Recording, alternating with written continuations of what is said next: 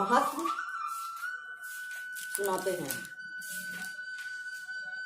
श्री पार्वती जी ने कहा, भगवान आप सब तत्वों को ज्ञाता हैं। आपकी कृपा से मुझे श्री विष्णु संबंधी नाना प्रकार के धर्म सुनने को मिले जो समस्त लोगों का उद्धार करने वाले हैं। द्वेष, अब मैं गीता का महत्व सुनाना चाहती हूँ, जिसका श्रवण करने से श्री हरि में भक्ति बढ़ती है। श्री महादेव जी बोले, जिनका श्री विग्रह अलसी के फूलों की भांति श्याम वर्ण का है, पक्षीराज गरुड़ी उनके वाहन है, जो अपनी महिमा से कभी युक्त नहीं होते तथा शेषनाग की शैया पर शयन करते हैं। उन भगवान महाविष्णु की हम उपासना करते हैं। एक समय की बात है, मूढ़ दैत्य नाशक भगवान विष्णु शेषनाग के रमणीय आसन पर सुखपूर्वक विराजमान थे। उस समय समस्त लोगों को आनंद देने वाली भगवती लक्ष्मी ने आदर पूर्वक प्रसन्न किया। श्री लक्ष्मी जी ने पूछा, भगवान आप संपूर्ण जगत का पालन करते हुए भी अपने ऐश्वर्य के प्रति उदासीन से होकर जो इस क्षीर सागर में नींद ले रहे हैं, इसका क्या कारण है? श्री भगवान बोले, सुमुखी, मैं नींद नहीं लेता हूँ, अपितु तत्व अनुसरण करने वाली अंतर्दृष्टि द्वारा अपने ही महेश्वर तेज का साक्षात कर रहा हूँ। देवी, यह वही तेज है जिसका योगी पुरुष कुशाग्र बुद्धि के द्वारा अपने अंतकरण से दर्शन करते हैं तथा जिसे मीमांसक विद्वान वेदों का सार तत्व निश्चित करते हैं। वह महेश्वर तेज एक अजर प्रकाश स्वरूप, आत्मा स्वरूप, रोग शोक से रहित, अखंड आनंद का निष्पाद तथा दैतु रहित है। इस जगत का जीवन उसी के अधीन है, मैं उसी का अनुभव करता हूँ। देवी श्री, यही कारण है कि मैं तुम्हें नींद लेता सा प्रतीत होता हूँ।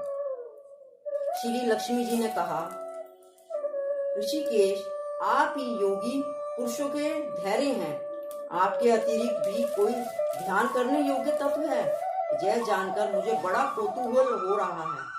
इस चराचर जगत की सृष्टि और संहार करने वाले स्वयं आप ही हैं। आप सर्थ समर्थ हैं। इस प्रकार की स्थिति में होकर भी यदि आप उस परम तत्वों से भिन्न हैं, जो मुझे उसका बोध कराइए।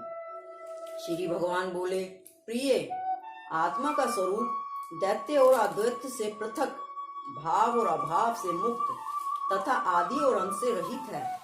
शुद्ध ज्ञान के प्रकाश से उपलब्ध होने वाला तथा परम आनंद स्वरूप होने के कारण एक पात्र सुंदर है, वही मेरा ईश्वरीय रूप है। आत्मा का एक तत्व ही सबके द्वारा जानने योग्य है। गीता शास्त्र में इसका प्रतिपादन हुआ है। अमित तेजस्वी भगवान विष्णु के ये वचन सुनकर लक्ष्मी देवी ने कहा, भगवान, यदि आप स्वरूप स्वयं परमानंद में और मन वाणी का की पहुंच के बाहर हैं, तो गीता कैसे उसका बोध कराती है? मेरे इस संदेह का आप निवारण कीजिए। श्री भगवान बोले, सुंदरी, सुनो, मैं गीता में अपनी स्थिति का वर्णन करता हूँ। कर्मशः 5 अध्यायों को तुम 5 सुख मुख मानो, 10 अध्यायों को 10 भुजाएं समझो तथा 1 अध्याय को उदर और 2 अध्यायों को दोनों चरण कमलों जानो। इस प्रकार ये 18 अध्यायों की ईश्वरीय मूर्ति ही समझनी चाहिए। यह ज्ञान मात्र से ही महान पातकों को नाश करने वाली है। जो उत्तम बुद्धि वाला पुरुष गीता के 1 या आधे अध्याय का अथवा 1 आधे या चौथाई श्लोक का भी प्रतिदिन अभ्यास करता है, वह सूक्ष्म कर्मा के समान मुक्त हो जाता है। श्री लक्ष्मी जी ने पूछा, हे देव, सुशर्मा कौन था? फिर किस जाति का था और किस कारण से उसे मुक्ति हुई? श्री भगवान बोले, प्रिय, सुशर्मा बड़ी खोटी बुद्धि का मनुष्य था। पापियों का तो वह शिरोमणि था। उसका जन्म वैदिक ज्ञान से शून्य एवं क्रूरतापूर्ण कर्म करने वाले ब्राह्मणों के कुल में हुआ था। वह ना ध्यान करता था, ना जप, ना होम करता था, ना अतिथियों का सत्कार। वह लपाट होने के कारण सदा विषयों के सेवा विषयों के सेवन में आसक्त रहता था। हल जोतता और पत्ते बेचकर जीविका चलाता था। उसे मदिरा पीने का शौक था। वह मांस भी खाया करता था। इस प्रकार उसने अपने जीवन का दीर्घकाल व्यतीत कर दिया। एक दिन मूढ़ बुद्धि सुशर्मा पत्ता लाने के लिए किसी ऋषि के वाटिका में घूम रहा था। इसी बीच में काल रूपी धारी काले सांप ने उसे डस लिया। सुशर्मा की मृत्यु हो गई।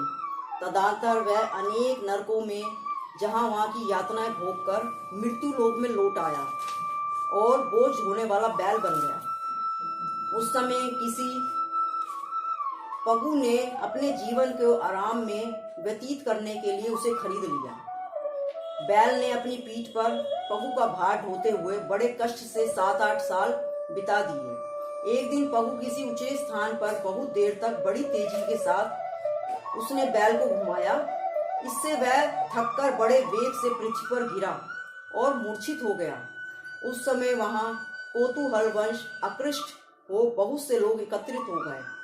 उस जन समुदाय में से किसी पुण्यात्मा व्यक्ति ने उस बैल का कल्याण करने के लिए उसे अपना पुण्यदान किया। तत्पश्चात कुछ दूसरे लोगों ने भी अपने अपने पुण्य को याद करते हुए उसके लिए दान दिया।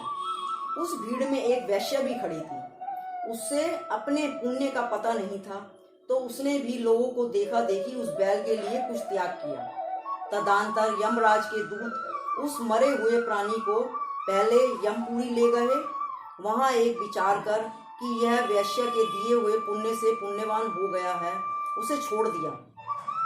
फिर वह भूलोक में आकर उत्तम कुल और शील वाले ब्राह्मण के घर में उत्पन्न हुआ। उस समय भी उसने अपने पूर्व जन्म की बातों का स्मरण बना रहा। बहुत दिनों के बाद अपने अज्ञान को दूर करने वाला कल्याण तत्व का जिज्ञासु होकर वह उस वैश्य के पास गया और उसके दान की बात बतलाते हुए उसने पूछा, तुमने कौन सा पुण्य दान किया था? वैश्य ने उत्तर दिया, वह पिंजरे में बैठा हुआ तोता प्रतिदिन कुछ पढ़ता है। उसने मेरा अंतकरण पवित्र हो गया। उसी का पुण्य मैंने तुम्हारे लिए दान किया है। इसके बाद उन दोनों ने तोते से पूछा। तब उस तोते ने अपने पूर्व जन्म का स्मरण करके प्राचीन इतिहास कहना आरंभ किया। शुक्र बोले, पूर्व जन्म में विद्वान होकर भी विद्वान के अभिमान से मोहित रहता था। मेरे राग द्वेष इतना चढ़ गया कि मैं गुणवान विद्वानों के प्रति ईर्ष्या भाव रखने लगा। फिर समय अनुसार मेरी मृत्यु हो गई और मैं अनेकों घृणित लोकों में भटकता फिरा।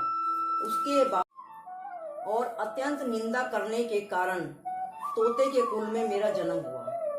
पापी होने के कारण छोटी सी अवस्था में ही मेरे माता पिता से वियोग हो गया। एक दिन मैं ग्रीष्म ऋतु तपे हुए मार्ग पर पड़ा था। वहां से कुछ श्रेष्ठ मुनि मुझे उठा लाए और महात्माओं के आश्रम में भीतर एक पिंजरे में उन्होंने मुझे डाल दिया। वहीं मुझे पढ़ाया गया। ऋषियों के बालक बड़े आदर के साथ गीता के प्रथम अध्याय की आवृत्ति करते थे। उन्हीं से सुनकर मैं भी बारंबार पाठ करने लगा। इसी बीच एक चोरी करने वाला बहेलिया ने मुझे वहां से चुरा लिया। तत्पश्चात इस देवी ने मुझे खरीद लिया। यही मेरा वृतांत है, जिसे मैंने आप लोगों से बता दिया। पूर्व काल में मैंने इस प्रथम अध्याय का अभ्यास किया, जिससे मैंने अपने पापों को दूर किया। फिर उसी से इस वैश्य का भी अंतकरण शुद्ध हुआ और उसी के पुण्य से द्विश्रेष्ठ सुशर्मा भी पाप मुक्त हो गए। इस प्रकार परस्पर वार्तालाप और गीता के प्रथम अध्याय के महत्व की प्रशंसा करके वे तीनों निरंतर अपने अपने घर पर गीता का अभ्यास करने लगे। फिर ज्ञान प्राप्त करके वे मुक्त हो गए। इसलिए जो गीता के प्रथम अध्याय को पढ़ता, सुनता तथा अभ्यास करता है, उसे इस भव सागर को पार करने में कोई कठिनाई नहीं होती। जय श्री कृष्ण।